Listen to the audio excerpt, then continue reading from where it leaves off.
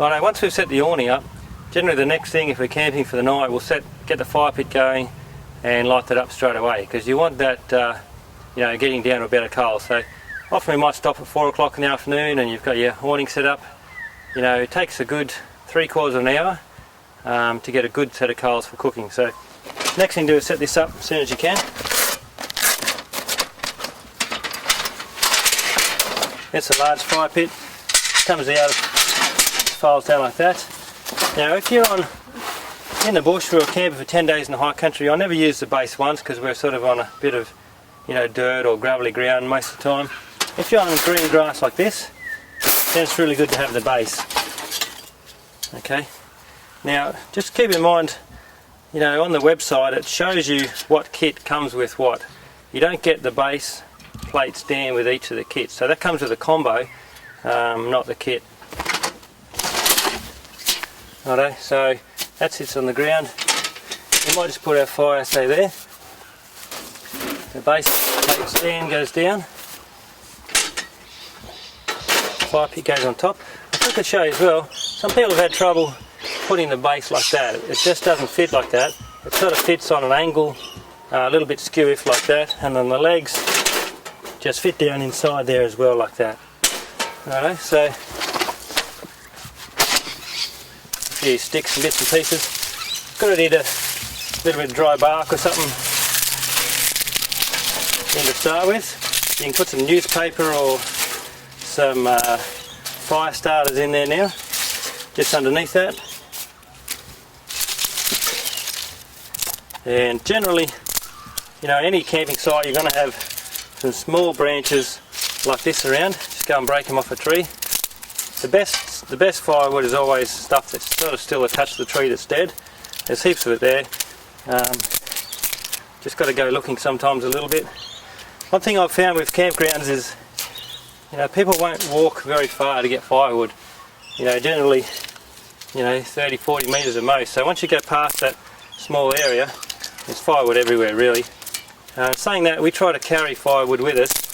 I'm just sort of talking about the little stuff here, but we'll always try to carry a bag of firewood with us so we can get that during the day where there's lots of wood around. Even places like the high country, some spots there it is hard to find firewood. So it's really good to be able to carry some with you. Righto, so chuck a bit of that on. Some more here, it's going to get roaring very quickly.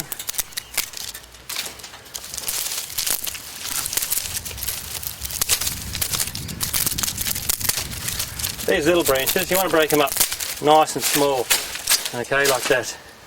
And that's perfect. I'll put that one on top.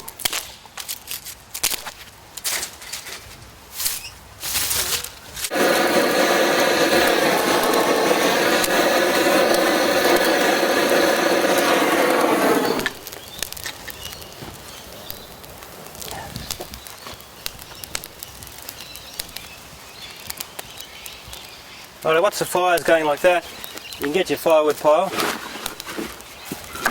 and I'll just chop this up a little bit.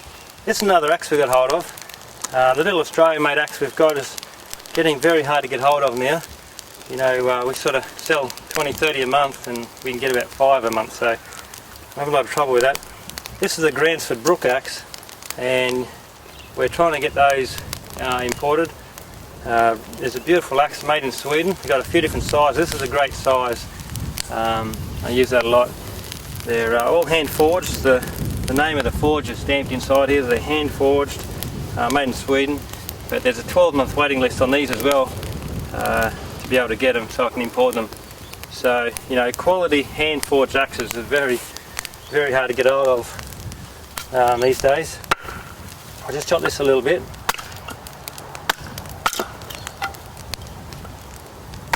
So that's an axe that I can use one-handed, and also if I want to chop a tree it's long enough to be able to use two-handed as well. So I still carry my Australian axe and yeah, quite like this one.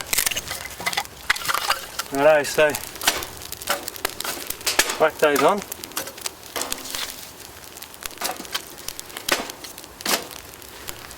And the thing is with the fire pit as well, I'll show you, you want to get a really good bed of coals, you need to stack it right up. Okay? And the way you do that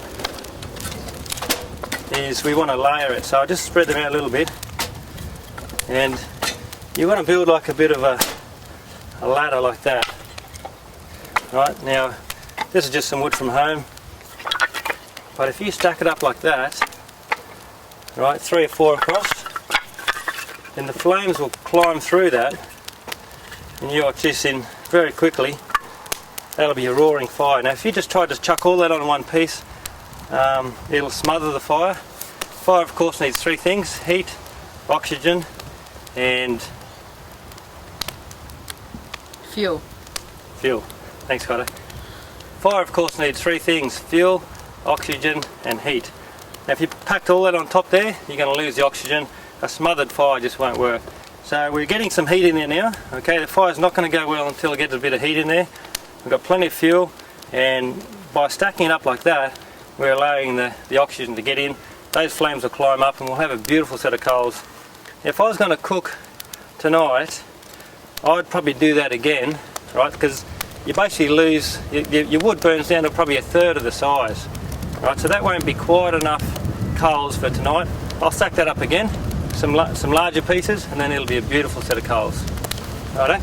We're just neaten this up here a little bit. Always like to have a neat camp. That can go there. Righto.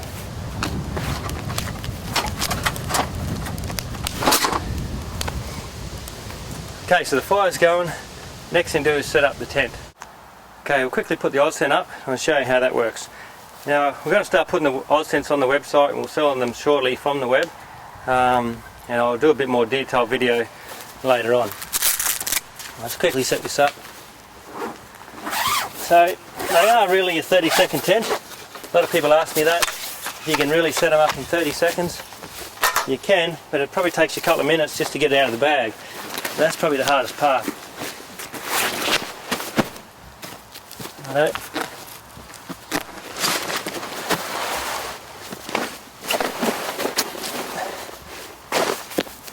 Now it's just a matter of releasing that buckle.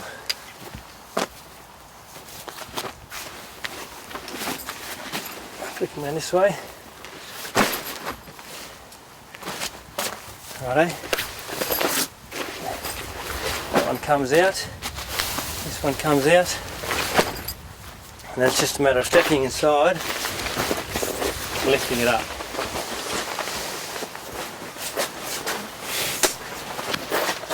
Now you can see inside here, the secret to the Oz tent is really just this internal frame. Okay, so when I'm coming inside, all we're doing, you can see how that's dropping down, lifting it up, putting that frame like that, a little bit of Velcro designed to stop that collapsing. You don't want that collapsing during the night. And another one on this side. And that's pretty much up. Now if you've got a dome tent, you know, you'll still be mucking around for, you know, another 5 or 10 minutes really. So that's literally up. We can chuck our bags in there now. I'll show you how we set the awning up to connect up to this one here.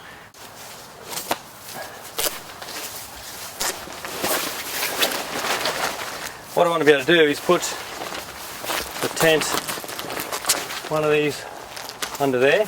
Righto. Now one thing you'll find with the Oz tent and the Doble, Oz tent's poles are very small. They're a bit too skinny and flimsy, but with that as well, this is the original eyelet, and it's just too small to fit most good poles and also the Doble. So what we've done is we can cut them out very easily and put in one of these, a larger 8mm grommet.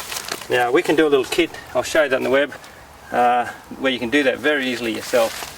And you really need to do that for the Oz tent. Righto. I'll hook that up to there. Now this rope here, I'm just going to tie a rope onto that. And you can see that little figure 8 knot, just makes it easy to undo.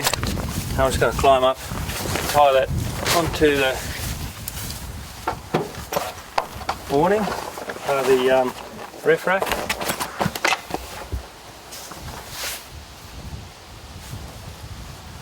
Okay, pull that back a little bit.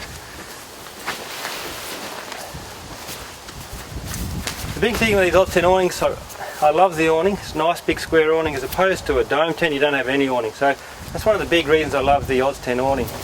But if it's going to rain, and it always does, you must have that so it's not just flat. If it's straight like that, it's going to fill up with water, and you really need to have the peak sidewall. So we're going to do a kit for the Oz tent. I'll show you a bit later on, but we're going to use the Super Peg poles, which are really good quality. Right, you can see there I've got 2 of the longer poles, also a spreader bar, and you can see the shape there on the awning. So that's going to stop the water pooling, which is very important. I can still drop these poles if I need to get that runoff, and water from here is going to run off the back. So it really does need those poles there for the Oz tent. Okay, quick look at this fire. You can see how that's just burning nicely.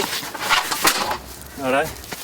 And you can give it a bit of a shake, and you can stack that up again if you like. Just let that burn down. There we are. Now I can start putting something bigger on, and that'll be,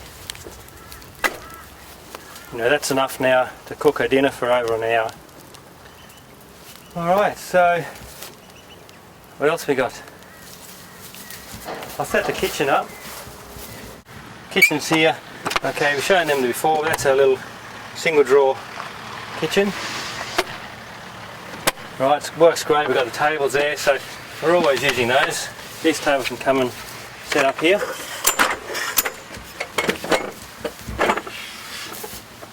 Righto, so that's sort of the first thing to pull out as well.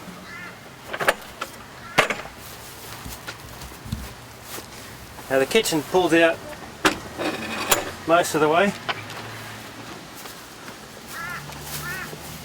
and that about there.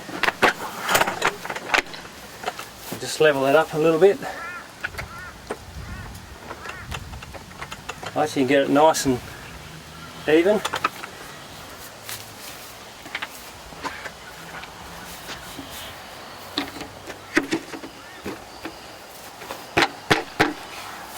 And that's that ready to go. These snow peak bags are really good. You can see how I can fit 3 there. Righto. These are on the website, and that's one of the handiest things I've ever had. It's just a good sized food bag, so it's a soft bag. Right, on the trip to high country we had 4 of them actually, stacked in the back there nicely. They're just a good size. If you've used them up, you can fold them back down, okay, so they're soft of course. And the other good thing is they've got a drawstring on top, right? So if you're going up a high, up a steep terrain or whatever, sometimes things can fall around in the back of your truck. So by doing this up in the, doing up that drawstring and just a nice shoelace knot, nothing's going to fall out. So they're really good. We lift them out straight away. We can sit a couple there underneath where we're cooking. What else have we got in here? This is our double bag, and of course we can use that for put over there. If I need to and the sun's out, I can set up the little solar panel as well. Right, so that's going to have that charge in the battery. A lot of the time, we set up at night or late afternoon. You don't have a lot of time for charging, but I found that pole lasted 10 days in the high country, and I had it on pretty much every night. So I can easily stand up against the truck while I'm packing up in the morning and charge it through the 12 volt as well. So we did that once. Righto. I'll show you a few other things in the back of the truck. Got nice tote bags. I use a lot of those. They're the 2 of the large ones. One's got all my leather gear in it, and all my leather bits and pieces. This has got recovery gear down there. Although most of my main recovery gear I've got under the front seat, because it's sort of the thing you want to be able to get straight away. So the snatch strap, tree trunk protector and some D-shackles are under the front seat. This is something I've always had. That's one of my old socks from when I was in the army, an old army sock. Any old sock or footy sock someone do. So that's where I put all my plastic bags. You just squeeze them in there. You can see that's got plenty in there. And that just chucks in there anywhere. Got some of my Doble stuff and the pegs there. That's our dunny bag, another bit of kit from when I was in the army. Very important to have a good dunny bag. It's got the toilet paper in there, of course, a bit of soap, and what's really important is a little handy trowel. You can use a bigger one if you like, but that's all I need. And you know, that's there ready to go all the time. Righto. Got a couple of jackets. Got some nice big wool jackets. That one, and also a Drifta. So that's a Drifta coat. You know, I know I love having some good jackets, and I think you can never have enough. You know, on the trip sometimes if someone else hasn't got a jacket or it's a bit cold, you can borrow one. That's a good Drifta coat. And also I've got a big wool coat there. This is one a friend of mine made in America. Big thick wool coats, very good. So I basically travel with those everywhere.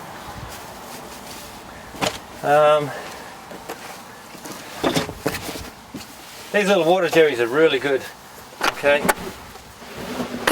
Now they come with a little spout, and you know, we've got a water tank in the back. It's only 20 litres. A lot of the drawers we're doing now, Beachy's doing the drawers and the 4 drives, we're putting a 35-40 litre tank in the back of the truck. But if you're travelling, you know, a week to 10 days, you're going to need to fill it up. And if you're in the bush, you're not going to have a tap and a hose. So the best way to fill it up is with a 5 or a 10 litre jerry. Okay. You can chuck this in the creek and fill it up from the creek.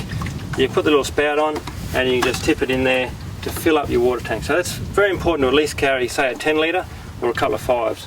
The good thing with these is they just fit in anywhere. You can easily fill them up, set them on the bench to pour water out of, but they work really well. Another thing we're doing now is, this is our new bag. Righto, so again we've got an upholsterer working full time, and quite a bit of, you know, scrap and bits and pieces, zips. These are scrap zips from the tents we're making. So we're going to start making these bags. This is the first one. The size is perfect. I really like the size, and the handles we're going to change to slightly thinner webbing. And we're going to have a double zip as well. This only got a single zip, so we'll have a double zip that goes both ways, and that's the only change. But the size is really good. The good thing I like about it, as you can see, you can open it right up. Righto, so it's just a good size for in the back of your vehicle. I can put twice as much in there. I've got a small internal pocket on both sides as well, so if you don't want to use that, you can just just push it to the side. But you can put, you know, like socks and undies in one side, and I've been using it for, you know, dirty laundry in the other side or whatever. So it doesn't take up any space if you're not using them, but they're quite handy to have a couple of small internal pockets. It's got a pocket front and back as well, small one for your wallet or whatever. Very good. It's an all Australian canvas, of course. Very good quality YKK zip. They're a large zip, same as we use on the camper trailers. And you can see in the back of the truck, just a good size, so you can stack them up whichever way, and they work really well. So I'll be having those on the website shortly, and that's going to be called the Drifta overnight bag. Ingle fridge, of course. You know, that's the best fridge on the market, I think, the Ingle. They've been making the longest, and they've got a very good reputation. These really set the standard. They're the Toyota of fridges. I really like this one because it's a dual zone. So this is a freezer section here and a fridge part here, so we can keep things frozen. You know, before we left, Kiami's made up 5 different meals, and we were able to freeze them before we left in snap-lock bags in here. That acts like a big ice brick as well. And then each night, or every second night, we might pull one of those frozen bags, like a stew or some spaghetti bolognese, and we can use that. Having that freezer section is very important, that you can do things like that, keep things frozen. Righto. On this side I've got a little bit more, just a bit of petrol for the chainsaw, a couple more bags with some straps in it. I'll show you another thing that's really good. This is our collapsible bucket, and one of the S-spiner, that's a large number 5 S-spiner clip. Now, not everyone's going to have a little tap on the door, but you might have a tap from a tank elsewhere, and you don't want to have that always, you know, water dripping around your camp. So what we do is we just sit it over there. These S-binders are really good. You can use them also for the tap on a camping trailer, the little spout. Right, sit him over like that, and that just puts a bucket underneath. Now the good thing too is it's going to catch all the drips. The next morning when you want to put the fire out, you've got, you know, a third or half a bucket of water you can use for the fire as well, and it stops the mess underneath. So that was really good. These collapsible buckets are great, fold up small, they're very strong, and we use that all the time. Righto, what else is there? A brake. Yep.